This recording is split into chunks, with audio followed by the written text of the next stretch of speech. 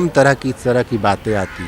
2 फरवरी को हम लोगों ने एक बड़ा मार्च किया था, पटना यूनिवर्सिटी से आंदोलन किया था कि यूजीसी रेगुलेशन लागू किया जाए। इसे 15 दिनों में ही सुप्रीम कोर्ट के द्वारा रोक लगा दिया गया, जिससे SC ST OBC बहुजन जो छात्र हैं वो बिल्कुल नाराज़ हैं, वो आक्रोशित हैं कि जब हमारे फेवर में कानून बनता है। आगामी 10 मार्च को कल एक मशाल जुलूस का आयोजन है, फिर 17 तारीख को पटना कॉलेज के ग्राउंड में छात्र युवा महापंचायत मंडल 2.0 छात्र युवा संघर्ष समिति के माध्यम से होगा, फिर 18 तारीख को पटना में राजभवन मार्च है गांधी मैदान से। तो ये कार्यक्रम है। तमाम जो संविधान को मानने वाले छात्र संगठन हैं, युवा हैं।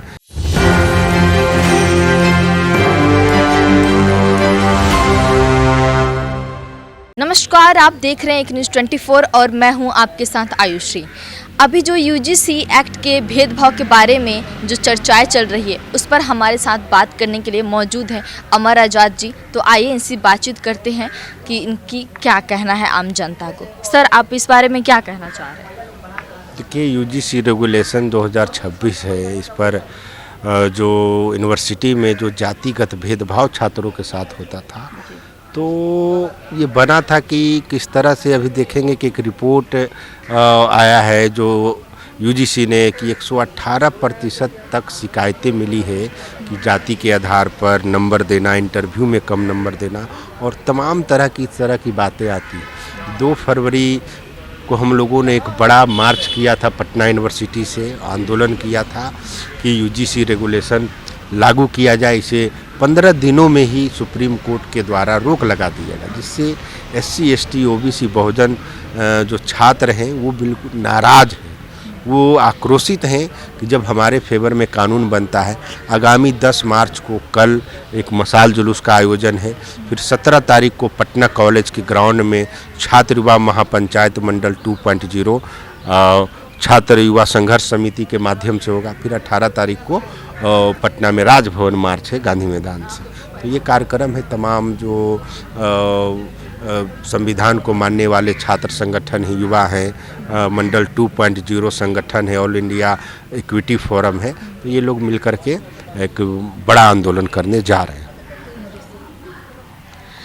तो आपने सुना कि सर ने इस बारे में क्या क्या कहा, और हम ये भी जानना चाहें कि सर इतना भेदभाव यूजीसी को लेके जो भी बार बार किए जा रहे हैं कि सर मतलब कि ऐसा कि आप हमारे चैनल के माध्यम से क्या बताना चाहेंगे?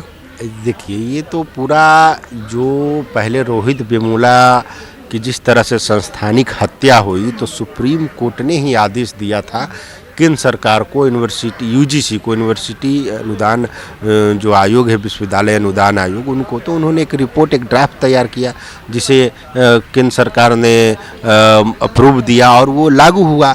इसके बाद कुछ लोग जो हैं वो सुप्रीम कोर्ट में याचिका दायर कर दी और इस पर रोक लगा दिया गया। तो ये बिल्कुल गलत है।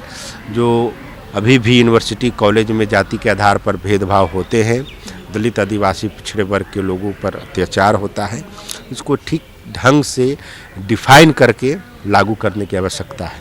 सर, समाज में तो भेदभाव होते ही हैं, शिक्षा स्थान में जो भी ये भेदभाव क्यों, मतलब कि ऐसा तो नहीं करना चाहिए ना सर?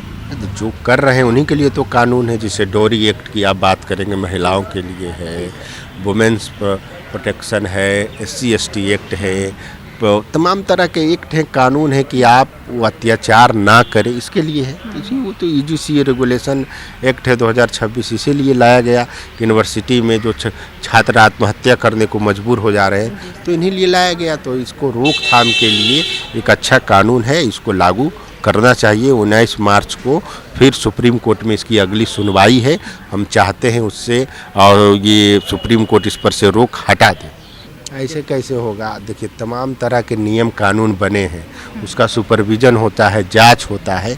ये एक समाज में जो सदियों से सताया गया है दलित आदिवासी पिछड़े वर्ग को, एक जाति व्यवस्था जो भारत में है, उस व्यवस्था के अंतर्गत लोगों को पीड़ित भी किया गया है, तो उसके रोकथाम के लिए ये कानून है। ऐसा कोई गलत इस्तेमाल तो उसका जांच होगा, तब पूरे यूनिवर्सिटी का जो वीसी है, अभी भी बताइए पूरे देश के यूनिवर्सिटी में 45 लगभग इतना बहुत सारे वीसी हैं जो अपर कास्ट से ही, तो कहाँ दलित आदिवासी पिछड़े समाज के लोग हैं। तो ऐसी कोई बात नहीं है, तमाम प्रिंसिपल हैं, वाइस चांसलर हैं, वे लोग मिलकर के निर्णय लेंगे। एक सशक्त कानून है, उसको पास करना बहुत ज़रूरी है। तो आपने सुना कि अमर आज़ाद जी ने क्या कहा, अब इस पर आपकी क्या राय है और सुप्रीम कोर्ट क्या फैसला लेगी इस पर, तो आपकी क्या राय है हमें कमेंट करके ज़रूर बताइएगा। देखते रहिए एक न्यूज़ 24। धन्यवाद।